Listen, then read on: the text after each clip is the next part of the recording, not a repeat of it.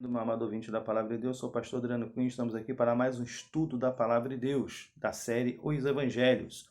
Já de antemão peço que você dê um joinha aí, que você se inscreva no canal, e se você gostar do nosso material, você possa estar enviando para outras pessoas em nome de Jesus. Vamos ao estudo? As crenças judaicas. Durante o período do exílio, Israel enfrentou um problema, quando, onde e como adorar a Deus, e manter viva a sua fé, já que estavam em terra estrangeira, e mesmo para aqueles poucos que ficaram, o templo havia sido destruído. Diante desse problema, a solução encontrada foi a instituição de sinagogas. Sinagoga significa lugar de reunião. Ali a lei era ensinada pelos rabinos, mestres, né? Na verdade, toda a vida religiosa dos judeus girava em torno delas. Foi regulamentado que, onde houvesse pelo menos 10 judeus adultos do sexo masculino, poderia ser formada uma sinagoga. Elas funcionavam como uma igreja local nos dias de hoje. A sinagoga tornou-se um substituto tão eficaz do templo que, quando Israel voltou à sua terra e o templo foi reconstruído, e ela não perdeu o seu valor. A pessoa do rabino era muito mais acessível do que os sacerdotes. Eles realmente estavam mais junto ao povo e presentes no dia a dia, nos tempos de Cristo. A sinagoga havia se tornado um dos pilares da sociedade. Nós vemos que até mesmo nos dias de hoje, né, não existe mais templo, mas a sinagoga continua sendo parte importante, um pilar para a fé judaica. Onde há judeus, há uma sinagoga. Vamos falar sobre os fariseus. A palavra fariseu significa separados. Os fariseus eram de fato muito zelosos pela observância integral da lei.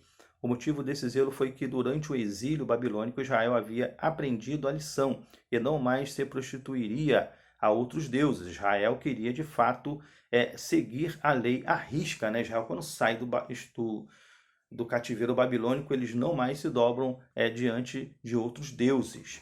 Por conta da forte influência helenista, cultura grega, no Império Romano, e do grande contato que o povo tinha com o paganismo, judeus zelosos procuraram formar uma frente de resistência contra o que poderia poluir a fé genuína. Eles lutavam pela pureza da sua religião e se colocavam como guardiões da lei. Infelizmente, com o passar do tempo, eles perderam o rumo e abandonaram a preocupação com o homem, dedicando-se somente ao exterior. Demonstrações públicas e cerimônias tomaram o lugar de destaque. Eles passaram a viver pela santidade visível. Né? Eles abandonaram ali aquela visão espiritual, religiosa, piedosa, e começaram a viver ali de aparência, tão somente fazendo ali um personagem, né? E não mais vivendo a palavra. O grupo dos fariseus teve seu início no período intertestamental. O primeiro registro da existência desse grupo é datado de 134 a 104 a.C.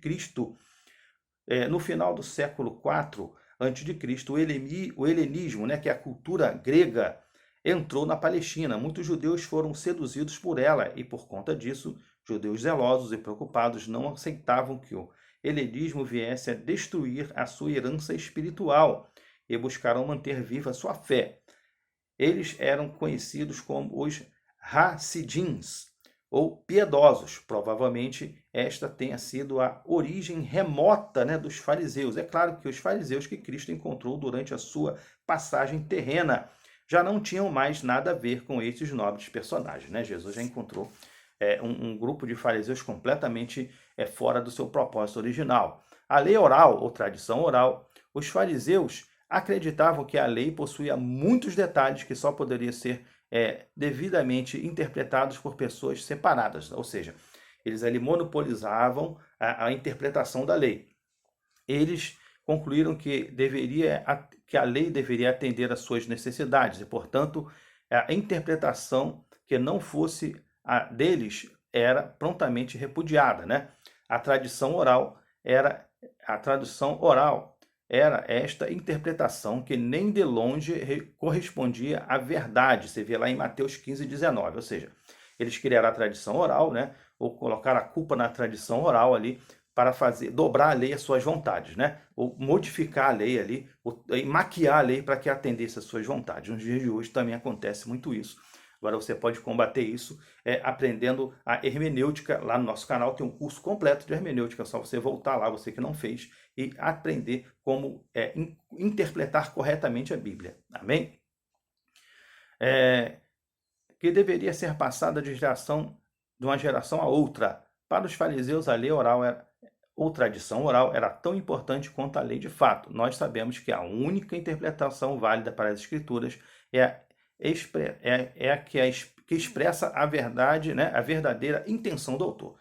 Aquilo que o autor não quis botar ali, que Deus não o inspirou, não tem a ver com Escritura. Quem são geralmente os fariseus? Geralmente os fariseus não eram sacerdotes, tá? Fariseu, uma coisa, sacerdote, outra. Salvo raras exceções, né? Muito difícil isso acontecer. A grande maioria deles era leiga, ou seja, não tinham formação eclesiástica, pertenciam à classe média judaica e se dedicavam aos negócios como comércio, por exemplo. Ninguém se tornava um fariseu por filiação. Se alguém desejava participar da confraria, deveria antes ser julgado digno por observar a lei e as tradições com vigor. Então, esse candidato passaria por um período probatório, em que os fariseus da sua vizinhança observariam para ver se ele poderia suportar a rigidez do grupo e as cerimônias da lei. Amém? O fariseu não era um sacerdote, por isso suas atividades religiosas eram concentradas na sinagoga, tá? Existiam várias sinagogas por toda a Palestina e por este motivo o número de fariseus era muito grande. Por eles pertencerem à classe média, né, estavam mais próximos ao povo e por isso eram bem aceitos na sociedade.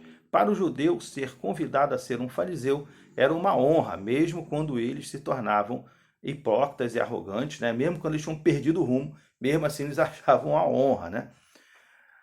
O povo os respeitavam de maneira respeitavam. A maneira rígida dos fariseus moldou a vida religiosa dos judeus até os dias de hoje. Então, o que acontece? Os fariseus, irmãos, eles são o pilar ali da religiosidade judaica de hoje, né? Então, você vê que eles eram da classe média, eles não eram eclesiastas, né? Eles não eram pessoas que haviam estudado, eruditos, mas eram da classe média, os comerciantes, pessoas que tinham condições financeiras e poder. Então, esses eram, de fato, os fariseus. Amém? Eu espero que você tenha aproveitado bem o estudo aqui.